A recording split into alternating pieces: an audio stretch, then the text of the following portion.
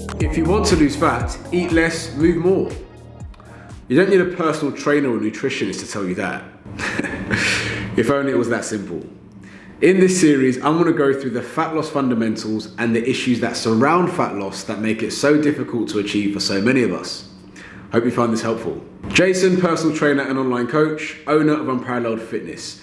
So let's get straight into it, fat loss. Now I want to start by saying the fitness industry has done a huge disservice to so many people by oversimplifying the fat loss process. All you need to do is eat less, move more. All you need to do is be in a calorie deficit. Now yes, both of these statements are factually true and backed by science, but it would be like telling someone to get rich, all you need to do is save more.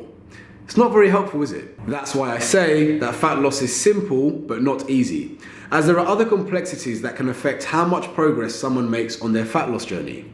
So in this video, I'm going to tackle the fat loss basics, I'm going to tackle emotional eating in a separate video, and mental health in the final video. Now I want to note the distinction between weight loss and fat loss. Although these statements are used interchangeably, they're actually very different things. Weight can be muscle, fat, bone, or water. So when you see these fitness products selling you weight loss, you could actually be losing muscle and be more unhealthy. When we speak about fat loss, we're speaking about a leaner, more toned, and healthy physique, which is what most people want. So to be clear, my points are going to be tackling fat loss and not weight loss. So enough of that. What are the basics? Now the first thing is that you need to be in a calorie deficit. By calorie deficit, we mean consuming less calories than your body needs to maintain itself. So using Weetabix as an example, I would normally have 4 Weetabix, but today I'm having 3 Weetabix. Looking at the back of the packet, I've saved myself 70 calories plus reduced milk because I'm not obviously trying to drown my Weetabix. So that's about 100 calories. Now I would do this for my lunch and dinner as well, and I would save myself around 300 calories per day. One of the things people should note here about their maintenance is that these online calculators that claim to be an amazingly accurate tool are not very accurate at all, as they're just guesstimates. So what you'll find is if you go on a TDEE calculator or a BMI calculator, the maintenance number they give you might actually cause you to gain or lose weight. If you want a more accurate way to figure out your maintenance calories, try eating a certain amount of food throughout the week, weighing yourself at the end of the week, and then tweaking your portions up and down until your weight stabilizes. When your weight is stable, that's how many calories your body needs to maintain itself. Hope that's clear.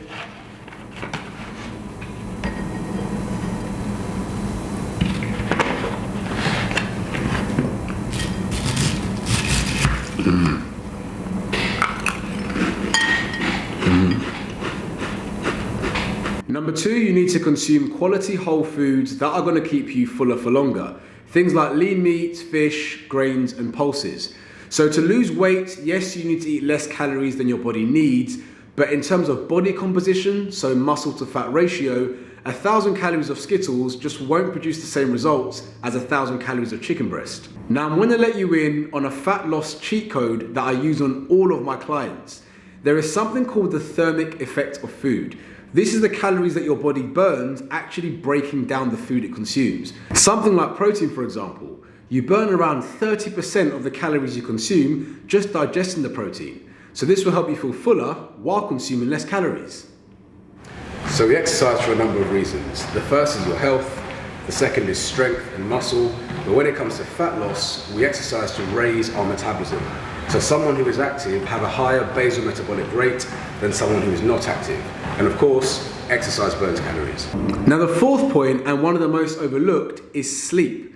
Now we know we need to get 7 to 8 hours sleep per night, and I know a lot of people don't get that. But when it comes to fat loss, there are 2 reasons why this impacts your journey.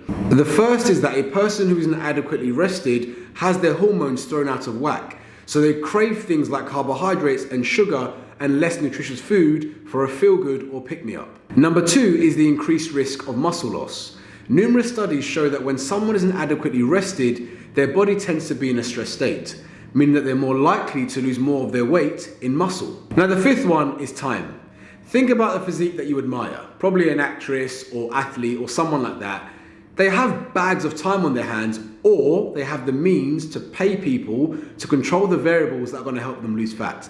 So they might have a chef or nutritionist and personal trainer. Now this is not going to be the same as the average working man or woman.